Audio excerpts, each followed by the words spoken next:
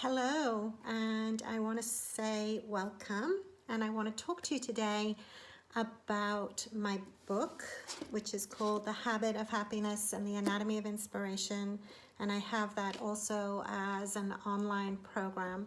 And I've established myself in this interesting juncture and this interesting position with my work where I'm considered to be a happiness expert, which I love, and I find it very interesting that life has brought me to this particular position.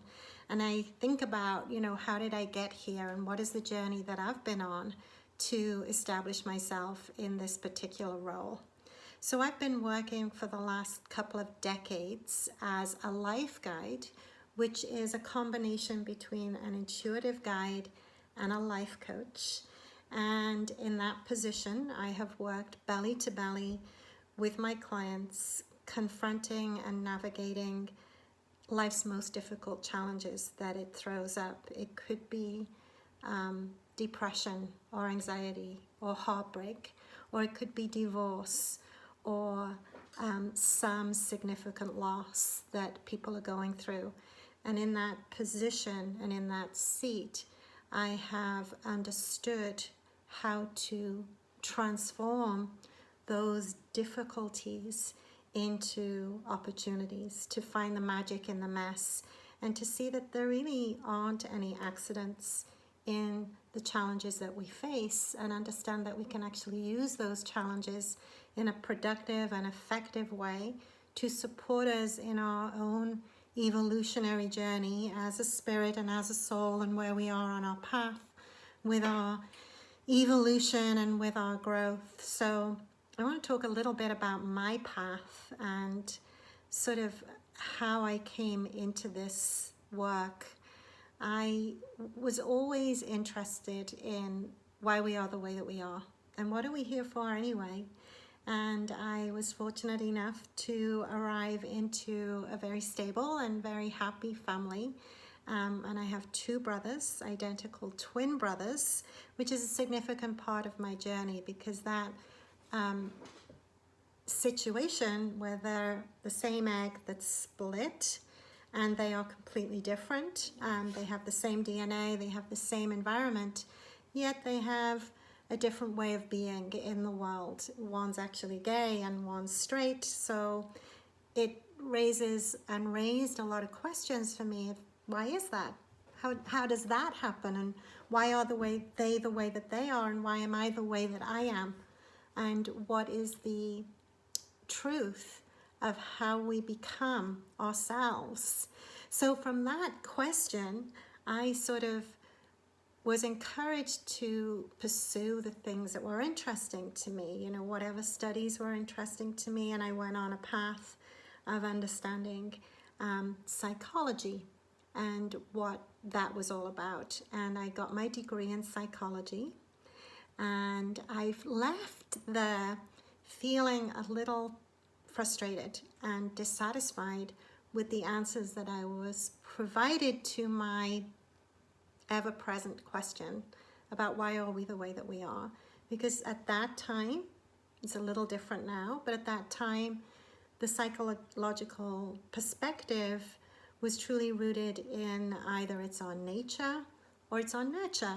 And as I said, I have identical twin brothers who are similar, but they're not the same. So for me, there was something that was missing. There was an essential piece to the puzzle that I wasn't quite getting. So I kept pushing and knocking at the door of that particular question. What is this missing piece? What is this missing element? And so I looked on the alternative paths, and I found hypnotherapy, which was excellent because that introduced me to the whole realm of the subconscious mind, and I became fascinated with the adventure that exists in exploring our subconscious world. And at the same time that I was pursuing my studies with hypnotherapy, I felt like I had some sort of psychic awakening. I felt like my third eye had been cracked open, because during the course of that study, I was doing an intensive training. We were there 10 hours a day, And maybe 3 or 4 of those hours, I was in altered states of consciousness. And inside those altered states of consciousness, I felt like I was really connected to my true nature. I was connected to my higher self. I was connected to my intuition and even my psychic abilities. And quite synchronistically or coincidentally, depending on your mindset and your belief system, I was also studying the tarot and learning how to do intuitive readings. And it was fascinating to me that I was easily able to read the cards. It was just a natural thing for me. I understood the images, I understood the implications, I understood how to communicate the information to others so that they benefited. And immediately I started working as an intuitive reader alongside doing my work as a hypnotherapist. I was also working for Jenny Craig, and I was a weight management specialist in my hypnotherapy training. So those two paths sort of evolved in parallel for a while. And then it became clear to me that those two paths were merging more and more as I understood what people's challenges were in that position of listening to, you know, the situations with emotional eating and what goes on.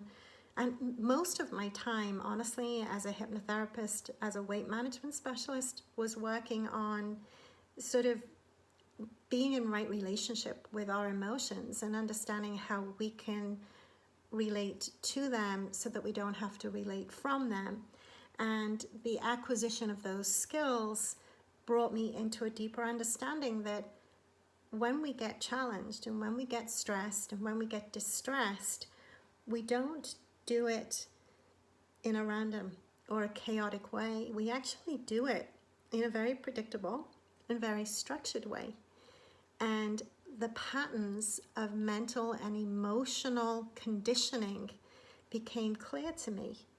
And then I continued down my own personal path of study. I was interested in breath work because breath work was a way to connect to do the emotional clearing work.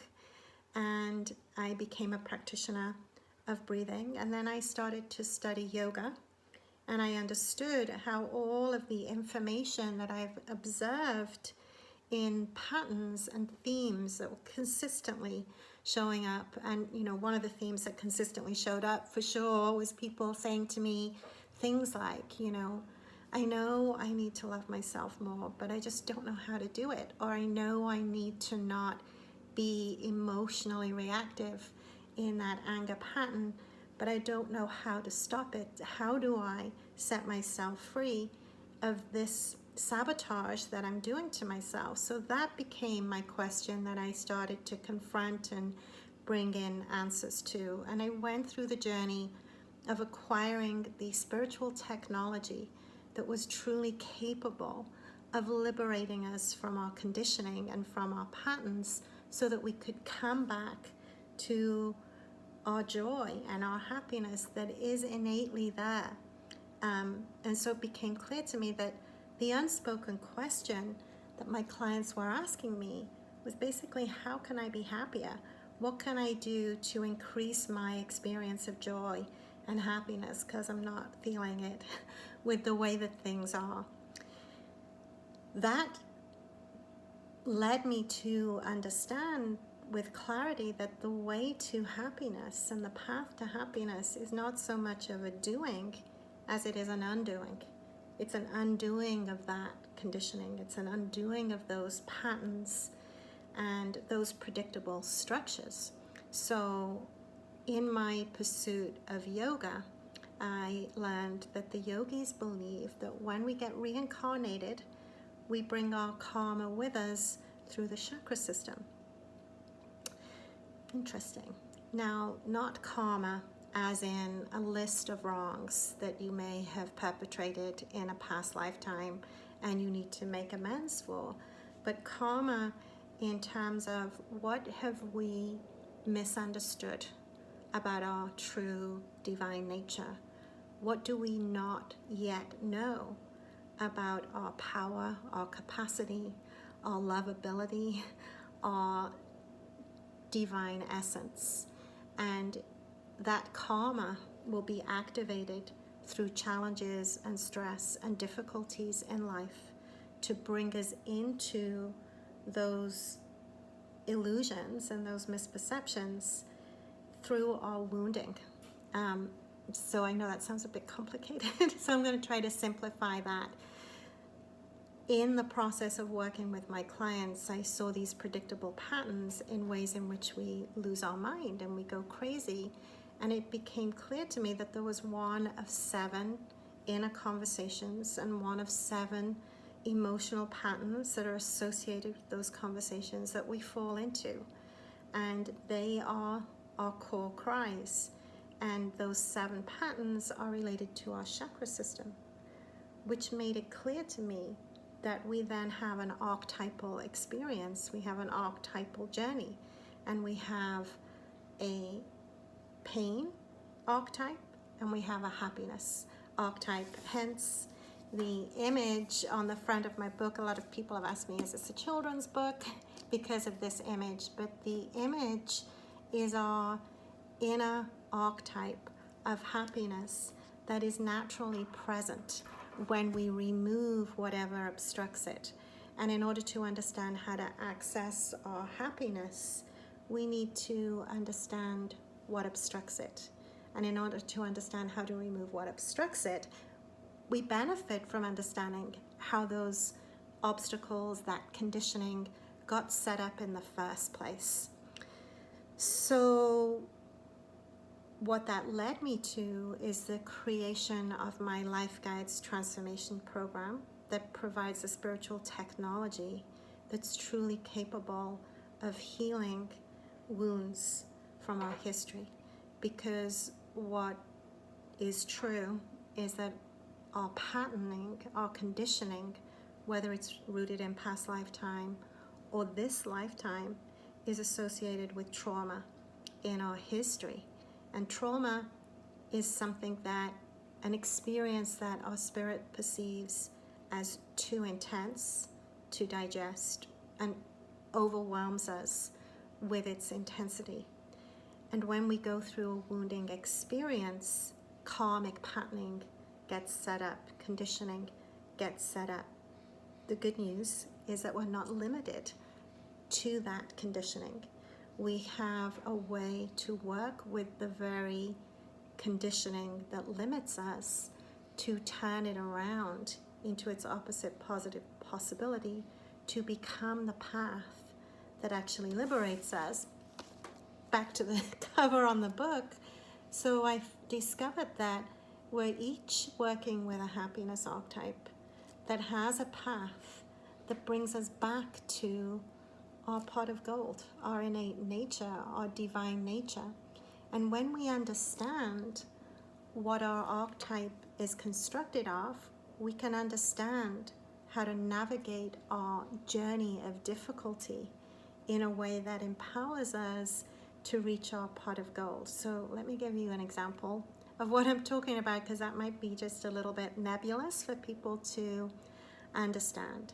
So we're working with coming to our archetypal patterns to understand what they're constructed of, so we can deconstruct our conditioning and come back to our natural joy. So how do these wounds get set up? And then we can reverse engineer from how they get set up to how they can be solved. And that was the journey that I was participating with in conjunction with working with my clients. And I supported them in clearing their wounds, and they supported me in gathering this knowledge and this information so that I can now share it with you. So if you imagine you have your timeline of when you were born to now, and if we go back down your timeline and we identify certain issues, experiences that happened along that timeline, we're able to identify what your archetype is made of and how to come back to your essence, back to yourself. So if you imagine that when you're born, you go through life, or even maybe when you're born, that might have been experienced as a trauma by certain babies, depending on what that birth process was like. And then you go through life and you get to 2 years old and you go through another trauma. And then you get to 5 years old and you go through another trauma. It's good to know sort of what happens when you go through something that's overwhelming. And there are a couple of things that happen automatically when we go through overwhelming experiences. And the first thing that happens is we hold our breath. Because if we don't breathe fully, we don't feel fully. And if we don't feel fully, we can survive the experience. It's automatic, it's unconscious, it's something that we do as a survival mechanism. And as a survival tool, it works pretty well because it does turn down the volume of the intensity inside the trauma.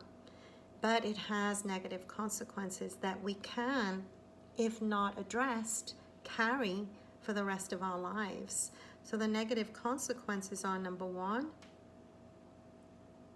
it creates like emotional ice cubes, energetic ice cubes that sit on our chakra system that are undigested, that we need to come back to digest.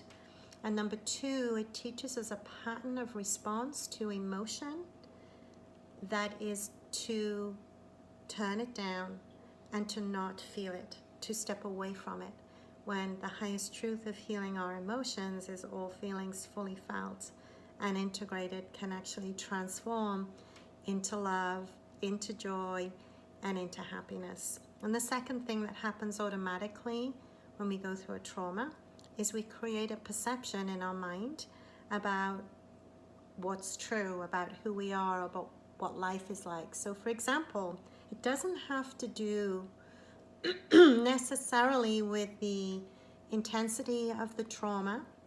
It doesn't have to do with who did what and when and what happened and how right we are to react the way that we did. It has to do with what did we perceive and what did we create as a belief as a consequence of that perception.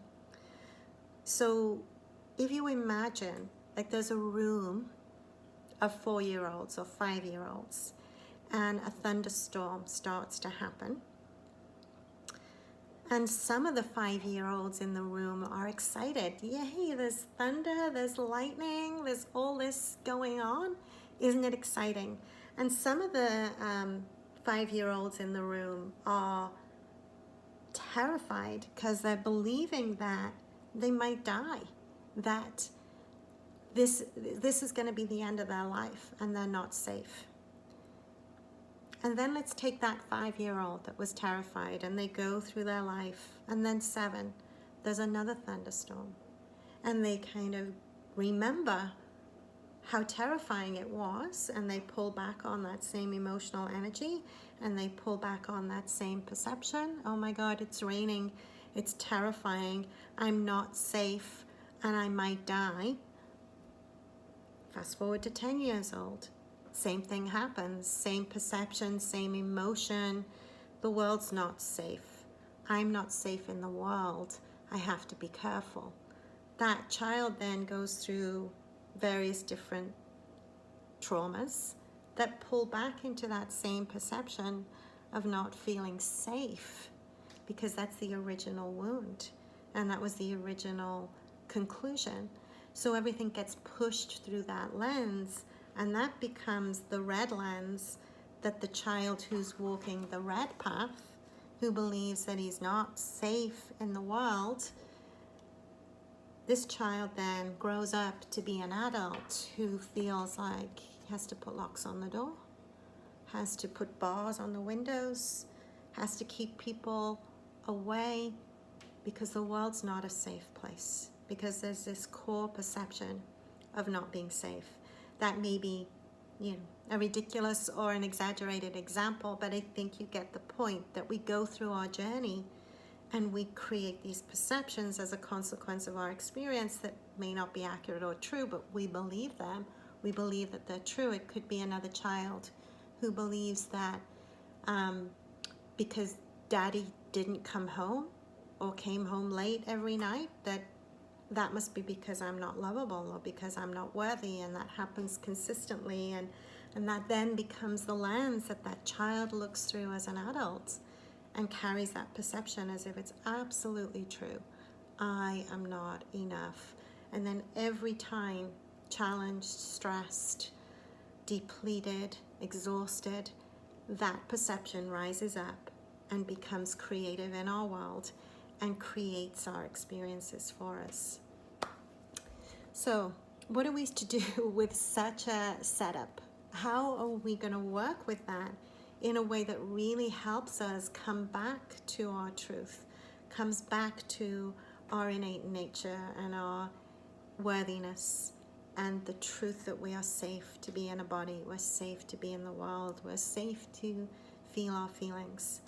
It is a process of unwinding and undoing that conditioning, and that's why I created the spiritual technology that I created to support us in really understanding how to do that unwinding process. That's why I wrote the book. It's why I created the online course. And in the book, I've done as much as it's possible to do in a book to create the experience of transformation, because this is my purpose and my passion and my path. And I've also created the online courses that takes you by the hand through the experience of transformation, that takes the offering up to a whole other level. And I'm very excited that I'm living in the times that I'm living, because first of all, technology has allowed this offering to be put forward in a elevated and an expanded way. And I feel like we live in very interesting times.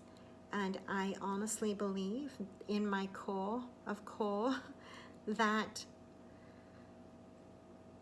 the evolutionary leap that we're ready to make as a group consciousness is a leap and an evolution in consciousness, to come out of fear-based thinking into love-based thinking, to come out of a lower emotional vibration into a higher emotional vibration.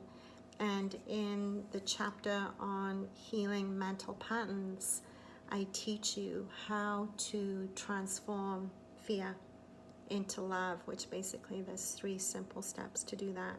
How to transform lower emotional vibrations into higher emotional vibrations that will allow you to actually work with life's difficulties and challenges as a portal and a doorway into this evolution and into this growth that will show up uniquely in your world to support you in the unique way that you are to be supported. So that's why I do what I do. That's why I've written the book that I've written, and I share the tools that I'm sharing, is to really invite you to come into this journey, to be in right relationship with yourself, so that you can work with your challenges in a way that can be golden opportunities to find the magic in the mess and move you along your evolutionary journey.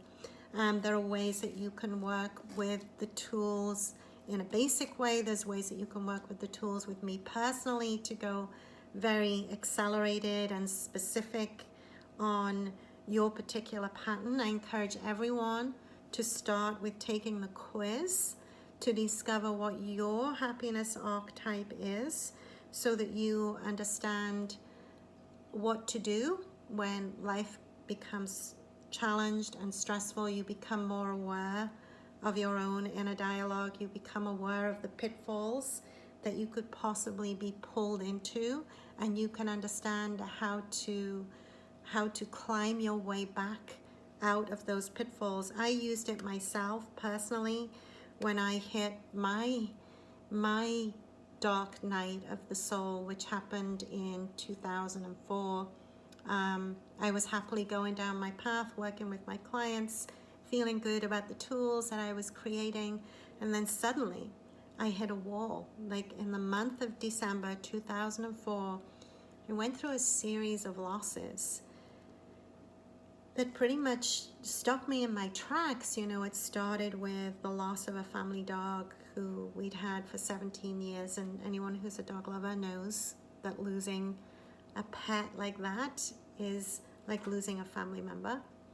And then my brother decided he was going to move back to England, and that was very difficult for me because we lived together and we had a home together. And then I lost the home because the owner wanted to move back in to the rental. And then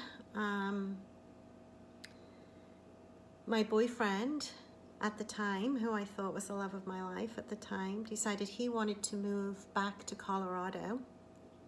And then the worst loss of all came along, and my father died of a heart attack suddenly, and I felt stuck. I felt like I was walking through molasses, and I knew that I wasn't connected to my essence. I wasn't connected to my joy, and I knew that I needed to do something.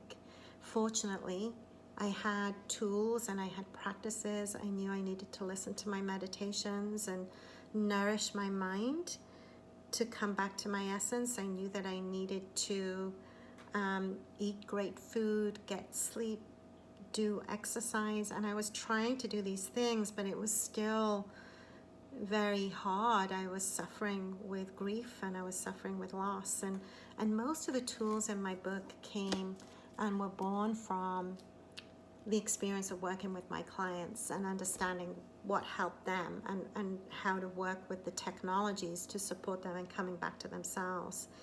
But for me personally, what brought me back to myself was creating my guiding principles, was reevaluating and reassessing what mattered, what was important to me, what was valuable to me, and I created a list of inner values, basically, and guiding principles, and I use them as my compass, as my true north to come back to myself. So the book is a compilation between what I did with my clients and what I did for myself on the roadmap back to happiness. It starts with having a perspective of purposefulness, to really understand that the challenges that are in front of us are intentional, and they can help us come back to our greatest strengths, and our revealing our vulnerabilities gives us access into understanding how to transform those vulnerabilities into our strengths.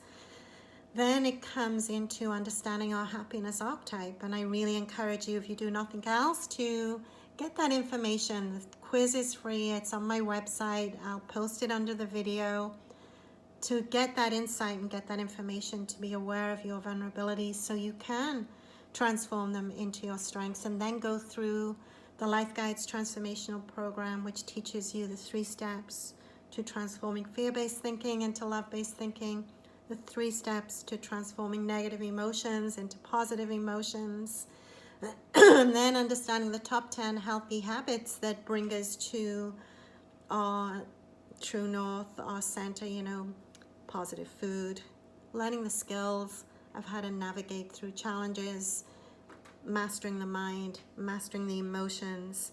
These are all the things that are available through the book and through the course.